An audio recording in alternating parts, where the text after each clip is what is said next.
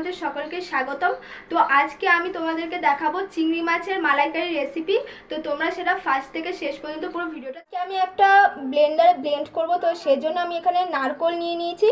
নারকোলটা নিয়ে নেব আর কি, আর নিয়ে নেব রসুন 3 কোয়া, আর নিয়ে নেব লঙ্কা। তো এটাকে আগে ফার্স্ট আমি ব্লেন্ড করে নেব। তো আমি এটাকে সুন্দর করে ব্লেন্ড করে নিই। তো এই যে চিংড়ি মাছ, এবারে এই চিংড়ি মাছগুলোতে নুন আর হলুদ আমি মাখিয়ে নেব। তো এবারে দিয়ে দেবো এতে হলুদ,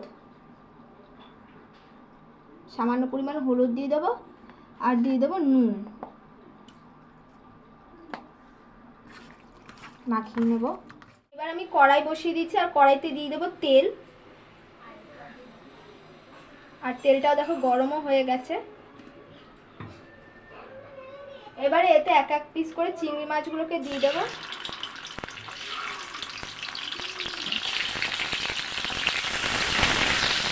আমি প্রত্যেকটা মাছ ভালো করে ভেজে নিয়েছি, সমস্ত মাছগুলোকে ভেজে নিয়েছি। তো এই মাছগুলো প্রায় ভাজা হয়ে গেছে, তো তুলে নেব মাছগুলোকে। এই তেলের ভিতরে আমি এতে ফোড়ন দিয়ে দেবো।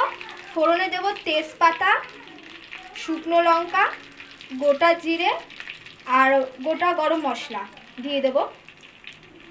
একটু ভাজা ভাজা করে নেব। আর এর ভিতরে এতে দিয়ে দেব আদা, গ্রেটার মেশিনে আমি গ্রেট করে নিয়েছি আদা, সে আদাগুলো দিয়ে দেব। আর দিয়ে দেবো টমেটো কুচি সামান্য, আর দিয়ে দেবো কয়েকটা লঙ্কা কুচি। লঙ্কাগুলো মাঝখান থেকে কাটা আছে, সেগুলো দিয়ে দেবো।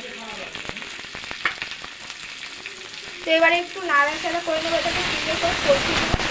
কিছু মশলা নিয়ে নিয়েছি নুন, হলুদ, জিরের গুঁড়ো আর লঙ্কার গুঁড়ো। আমি এখানে লঙ্কার গুঁড়ো পরিমাণটা খুব কম নিয়েছি, কারণ কি আমরা একটু ঝাল কম খাই, আর তোমরা তোমাদের পরিমাণ অনুযায়ী লঙ্কার গুঁড়োটা নিয়ে নেবে। আর এগুলো সব দিয়ে দিলাম এখানে। আর মশলাটাকে সুন্দর করে ভাজতে হবে।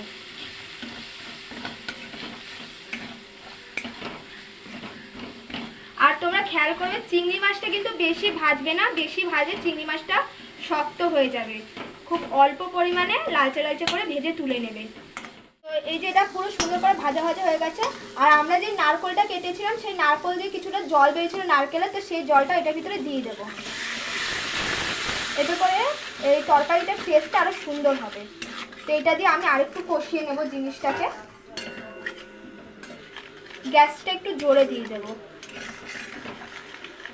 এই পর্যায়ে এটা দেখো, এটা হয়ে গেছে। আমি গ্যাসটা একদম আস্তে করে দিয়েছি এখন।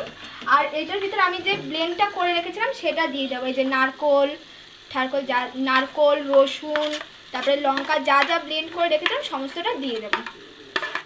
এইটাই আমি এবারে জল দিয়ে একটু গুলিয়ে এই জিনিসটা আবার দিয়ে দেবো। দাঁড়াও, জল দিয়ে নিই। এটা জলটা দিয়ে আমি দিয়ে দেবো।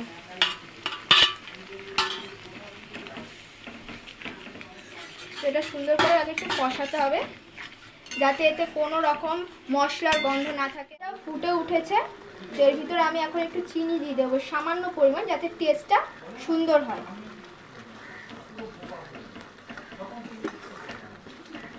পর্যায়ে দেখো আমি এর ভিতরে চিংড়ি মাছগুলোকে দিয়ে দেবো। সুন্দর করে সমস্ত চিংড়ি মাছগুলোকে দিয়ে দেবো।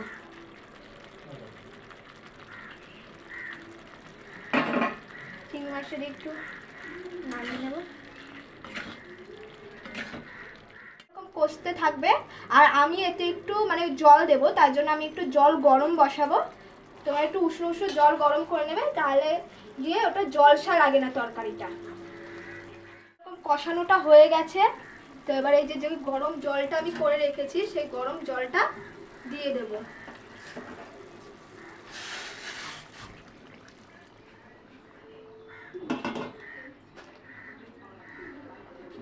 আর গ্যাসটাও জোরে দিয়ে দেবো।